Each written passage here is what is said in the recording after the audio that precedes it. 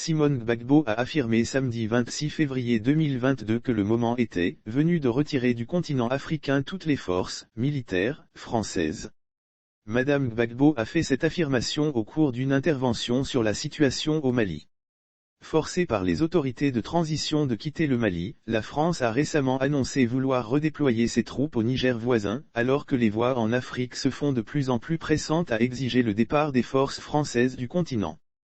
L'appel de l'ex-première dame au retrait des forces françaises d'Afrique se fait dans un contexte international où la France et ses pays alliés d'Europe et d'Amérique condamnent l'invasion russe en cours en Ukraine. Hervé Koulibaly. Déclaration de Madame Simone Ivg Bajbor relative à la situation sociopolitique au Mali. Chères sœurs, chers frères, mesdames et messieurs, chers compatriotes. Les citoyens ivoiriens sont en butte à la cherté de la vie, un problème récurrent ces dernières années. Ce problème est devenu très préoccupant dans notre nation ces temps-ci. Je voudrais exprimer ma solidarité aux populations de la Côte d'Ivoire et à chaque famille qui en souffre au quotidien. Nous devons suivre attentivement ce problème et nous prononcer là-dessus dans les prochains jours.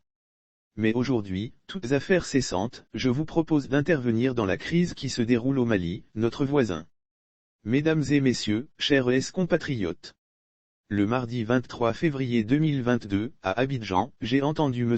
Enea Ibrahim Kamara, président du mouvement républicain du Mali, qui, au cours d'une conférence de presse, a annoncé la formation d'un gouvernement civil de transition le 27 février 2022. Qu'est-ce à dire? La Côte d'Ivoire serait-elle en passe de devenir une base arrière pour une partie de l'opposition malienne? Mesure-t-on les conséquences qui pourraient en découler?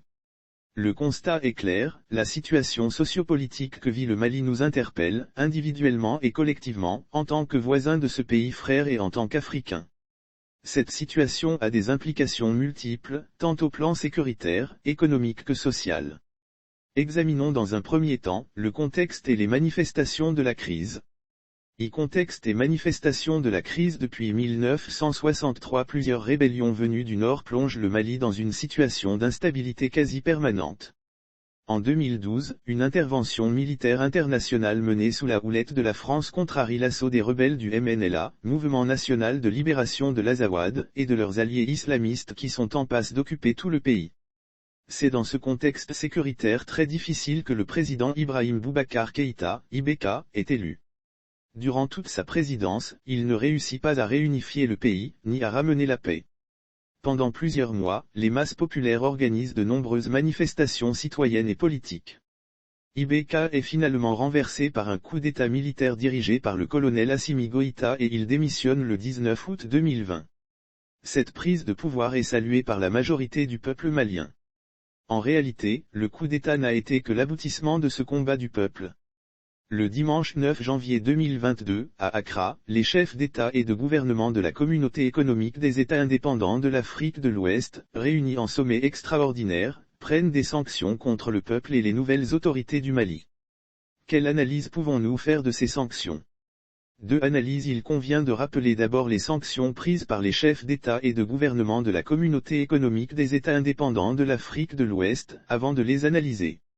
Ce sont, la fermeture des frontières terrestres et aériennes entre les pays de la Communauté économique des États indépendants de l'Afrique de l'Ouest et le Mali, la suspension de toutes les transactions commerciales et financières entre les pays de la Communauté économique des États indépendants de l'Afrique de l'Ouest et le Mali, à l'exception des produits alimentaires de grande consommation, des produits pharmaceutiques, des matériels et équipements médicaux y compris ceux pour la lutte contre la Covid-19, des produits pétroliers et de l'électricité, le gel des avoirs de la République du Mali dans les Banque centrale de la Communauté économique des États indépendants de l'Afrique de l'Ouest, le gel des avoirs de l'État malien et des entreprises publiques et parapubliques dans les banques commerciales des pays de la Communauté économique des États indépendants de l'Afrique de l'Ouest, la suspension de toute assistance et transactions financières en faveur du Mali par les institutions de financement de la Communauté économique des États indépendants de l'Afrique de l'Ouest, particulièrement la BITC, Banque d'investissement et de développement de la Communauté économique des États indépendants de l'Afrique de l'Ouest,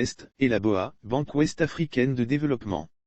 L'activation de la force en attente de la Communauté économique des États indépendants de l'Afrique de l'Ouest. Ces sanctions ont été endossées par la Conférence des chefs d'État et de gouvernement de l'Union économique et monétaire ouest-africaine, Union économique et monétaire de l'Ouest africain, réunie en session extraordinaire le 9 janvier 2022.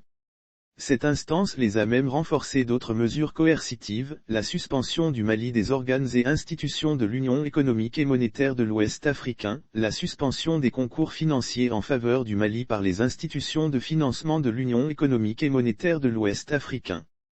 Toutes ces mesures de la Communauté économique des États indépendants de l'Afrique de l'Ouest et de l'Union économique et monétaire de l'Ouest africain suscitent quelques points de réflexion.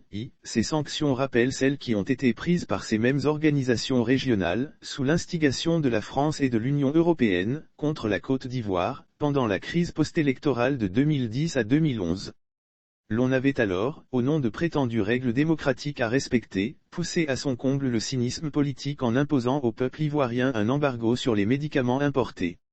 L'on avait aussi ordonné la fermeture des banques opérant en Côte d'Ivoire, empêchant de la sorte, les Ivoiriens d'accéder à leurs comptes bancaires. Plusieurs personnes ont perdu la vie. Tout cela s'est fait dans l'indifférence totale, et parfois avec la complicité de certains pays africains, voisins de la Côte d'Ivoire. 2. Ces sanctions au Mali s'apparentent à une punition du peuple malien. Leur sévérité et la rapidité avec laquelle elles ont été prises, inclinent à penser que l'on reproche aux forces vives du Mali leur soutien aux acteurs du coup d'État. 3. Ces sanctions apparaissent ainsi comme un signal fort envoyé aux autres peuples africains qui seraient tentés de suivre l'exemple malien. 4. Ces sanctions confortent la majorité de l'opinion africaine dans le sentiment que la Communauté économique des États indépendants de l'Afrique de l'Ouest et l'Union économique et monétaire de l'Ouest africain sont instrumentalisées par les chefs d'État et servent à régler des comptes politiques. Elles traduisent éloquemment la tendance de plus en plus affirmée d'utiliser des institutions financières pour tenter de régler des crises politiques internes aux États. Ces sanctions donnent également à l'opinion africaine, le sentiment que ces organisations aux ordres des chefs d'État sont manipulées par la France et par ses partenaires européens et internationaux. Abordons maintenant les enjeux majeurs de la crise. 3 enjeux majeurs de la crise et soutien au peuple du Mali. Eu égard à ce qui précède, l'on peut affirmer que les sanctions prises contre le peuple frère du Mali sont illégales, car aucune règle de la Communauté économique des États indépendants de l'Afrique de l'Ouest et de l'Union économique et monétaire de l'Ouest africain ne les justifie. Ces sanctions à caractère purement politique sont iniques dans leurs conséquences et s'apparentent à des crimes contre l'humanité. Sur le plan éthique, elles sont inhumaines. Que l'on ne s'y trompe pas, la crise malienne est un véritable cas d'école. Ce qui se joue au Mali est moins une guerre contre les djihadistes qu'une tentative de musellement du peuple et de pérennisation d'une situation d'assujettissement au relent colonialiste. Il ne s'agit pas de libérer les populations maliennes des affres du terrorisme. Les enjeux majeurs de cette crise se cristallisent autour de la problématique de la souveraineté du Mali et des ex-colonies africaines de la France qui, 62 ans après la proclamation de leur indépendance politique, subissent encore le diktat des gouvernants français. Ces enjeux se déclinent comme suit. La crise malienne est d'abord et avant tout une bataille pour la transformation des relations entre la France et le Mali, entre cette ancienne puissance coloniale et ses anciennes colonies. Le peuple et les autorités de ce pays sont engagés dans une conquête des leviers géostratégiques nécessaires pour garantir une véritable indépendance de leur nation. 2. La crise malienne est aussi une opportunité que se donnent les autorités du Mali pour tirer le meilleur parti d'une mondialisation amplifiée des relations internationales. Ces autorités profitent ainsi du conflit qui l'oppose à la France, pour faire appel à d'autres partenaires comme la Russie, la Chine, la Turquie, l'Iran, etc. 3. La crise malienne, c'est aussi l'exemple qui peut faire tache d'huile. Les cas de la Guinée et du Burkina Faso en sont l'illustration.